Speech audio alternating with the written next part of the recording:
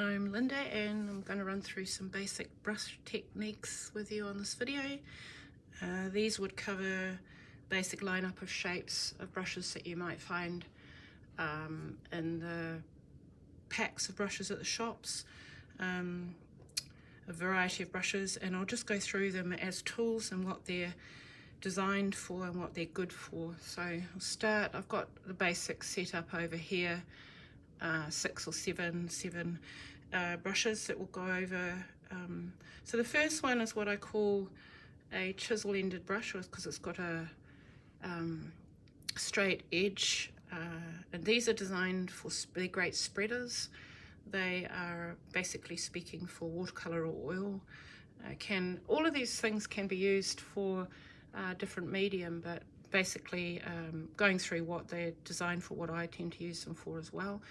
Every artist will end up adapting tools to work with their practice, so the way I might use something might be similar or different to someone else, but there are some basic ideas about them. So it's got a relatively stiff bristle but very soft and even. So I've got some pigment over here, and I just actually I'll just go over really quickly about so I've picked ultramarine, and just in terms of pigment, I just want to show you that little icon there here.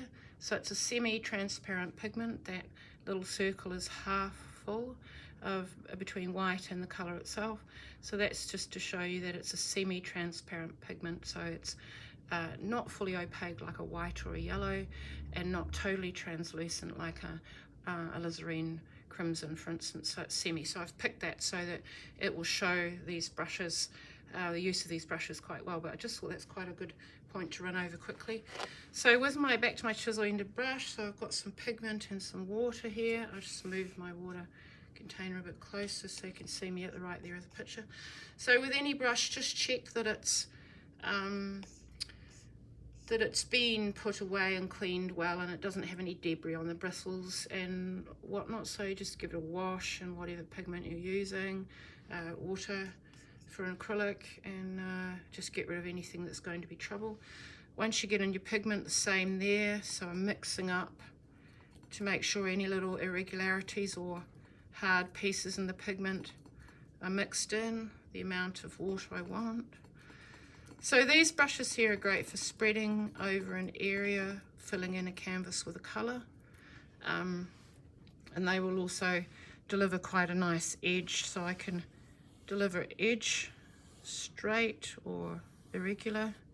They can obviously be used for a bunch of techniques.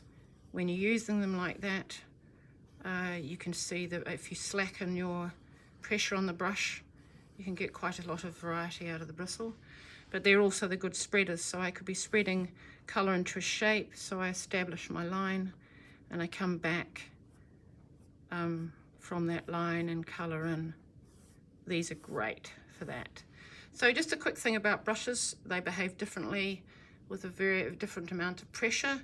So this brush, if I'm pushing it quite hard, I'll have that irregularity. If I want to do it very smooth, I soften my pressure and I use the bristles in quite a varied way, crisscross or diagonally down and then across, and a very light pressure on that brush.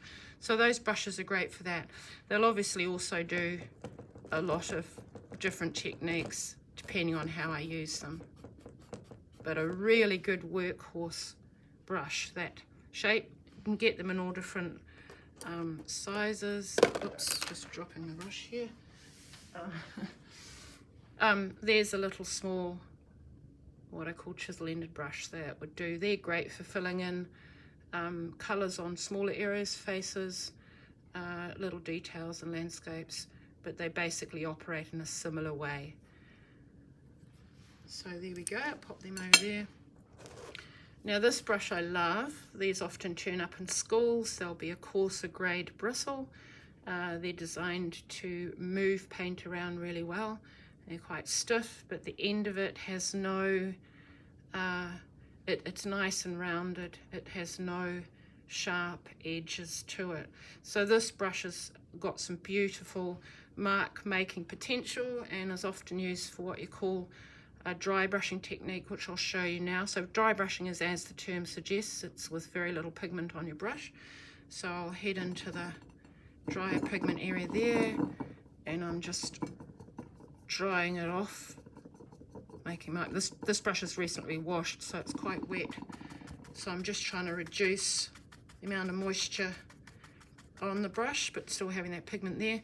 So I've hopefully got enough, and this is very soft techniques. So, oh, so it's just a bit too wet because it's been washed, so I dried it out a bit more. So gossamer techniques, atmospheric, soft, and can be used really well for this wonderful term called scumbling, which is where you have a contrasting colour, and you use a contrasting colour over the top, and you let the colour come through, and the colour that you're applying both have a kind of push me pull you effect, and that's called scumbling, which is a wonderful term. So that can, my dry brushing here is a bit wet, but it shows you what the brush can do. So it can deliver soft, which would be pretty hard to do with a brush without this wonderful soft round into it. So here's a softer bristle brush. So these are basically the types of brushes you get for watercolor. So this bristle head has been designed to hold a lot of fluid pigment. There's a beautiful volume in there and comes to a point. So these are really good for the delivery of wetter acrylics, oils with a lot of pigment in them, but tend not to be so much for oils, and for watercolor, of course. So this one here, can coat with a lot of water, and always mix your brushes and make sure the bristles are aligned, and the brush head is operating the way it should. And so these are, look at that, that's wonderful.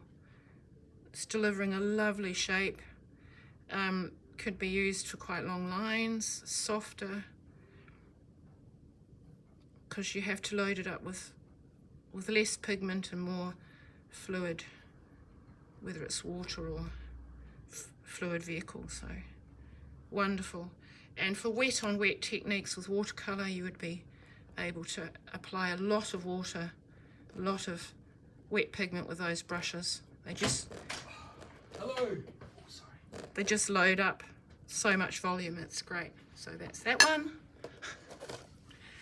This brush turns up in a lot of brush sets, so and people often ask me what they're for. Well, they're basically for whatever you can get them to do. So they tend to be a range of different bristle qualities. They will come in quite a stiff bristle or softer bristle, but there again, have a little practice with how that brush operates, sorts of lines it'll make. So you need to separate the bristles out quite well and have a look at what you've got there. And this one will do, oh, I'm running out of clear, I'll just move my canvas up. So this one will do wonderful effects for water, skies, hair, but you do have to, I always have something beside my canvas to practice, to get the brush moving in the way I'd want it to. So there, that's great. Linear brush, but with volume and the ability to have repeat lines. So rather than have to do every single one laboriously with a 0 point brush, you can get a big line up of wonderful lines with that brush. So now to your points. So I've picked a 0 here because it's my favorite point, volume and shape. It still comes to a very fine point, but being only a 0 rather than something like a 4, 0, which is finer, it will hold a reasonable amount of volume. So I'd pick something like a 000 if I was doing things like eyelashes or whatever. But this one here is good for a continuous but fine line, because as I load it, you'll see you can get a lot of volume. I revolve my brushes when I've got them in the, so I'm spinning that brush in the pigment and drawing it back towards my hand so all the bristles line up. And here we go, it will do a long line long fine line. Whereas something like a 000 would run out a third of the way along there and you have to reload it. So it's just something to think about, volume versus point and what you're using for. But like anything else, it's a tool. I might use it in a different way and you'll find your own characteristic ways of using it. This brush here, I love these brushes. So these are called riggers or line brushes. And the reason for the name rigger is because they're often used for the rigging on ship paintings, which would have been really hard to do in any other way. So there's a nice long volume, a nice long parallel line of bristles, and they will do a big long line. So similar to the points, but designed to deliver a long even line. This is quite a big one, but I just liked the look of it when I was grabbing the brushes. So there we go, beautiful, really long. I could just keep going. So great volume, and the wetter pigment, but a great volume, still going. And they're the rigger or liner brushes, and they're often a line up and really, really useful. Really good brush. So just quickly washing. Instead of running under a tap, I tend to get a nice clean bowl of water so I can really get the water, clean water, through those bristles and dry them off, and probably teaching to the converted, but never store them that way down with bristles facing down, never in a water jar, because they'll just simply come out like that and stay like that. So for your oils, I wash my oil paint in clean, good cooking oil, canola oil, or whatever I might have lying around, rather than the more toxic pigments, solvents like terps and stuff like that. So nothing wrong with washing in oil. I also tend to store my really good brushes. I'll wash them in oil. I'll pull the bristle through my finger like that, or my cloth, whatever I'm using, and then I'll line them up in a generous box or bag so I haven't smushed the end of them again, and put them in the fridge, because that way I can come back to them and I know they're not going to be hard. So anyway, next video we might do the actual paint that you're moving around, things like glazes, mixing paint, and some of that sort of thing. So basically make the marks you can and don't munt your brush. Yeah, and I'll see you next time.